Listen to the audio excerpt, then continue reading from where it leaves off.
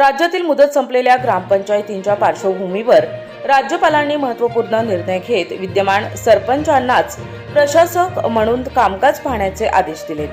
निवडणुका प्रलंबित असताना ग्रामपंचायतीचा कारभार सुरळीत सुरू राहावा आणि विकास कामांमध्ये कोणताही खंड पडू नये या उद्देशाने हा निर्णय घेण्यात आल्याचे अधिकृत सूत्रांनी सांगितले।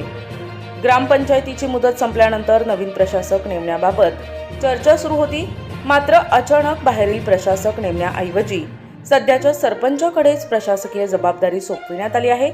त्यामुळे स्थानिक पातळीवरील निर्णय प्रक्रिया आणि मंजूर विकास कामे विनाविलंब सुरू ठेवता येणार आहेत।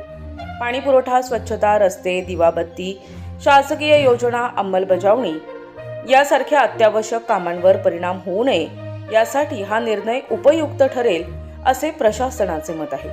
निधी वितरण, मंजूर कामांचे बिल भुगतान आणि नवीन प्रस्तावांची प्रक्रिया सुरू ठेवण्याचे अधिकारही सरपंचांकडेच राहणार आहेत। दरम्यान या निर्णयावर राजकीय प्रतिक्रिया उमटू लागल्या आहेत।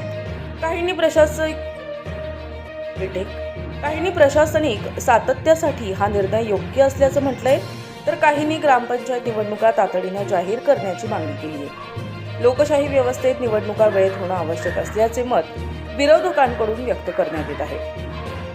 राज्य निवडणूक आयोगाकडून निवडणूक कार्यक्रम जाहीर झाल्यानंतर नव्याने निवडून येणाऱ्या प्रतिनिधींकडे कारभार सोपविण्यात येणार आहे। तोपर्यंत विद्यमान सरपंच प्रशासक म्हणून जबाबदारी पार पाडतील असे आदेशात नमूद करण्यात आले आहे।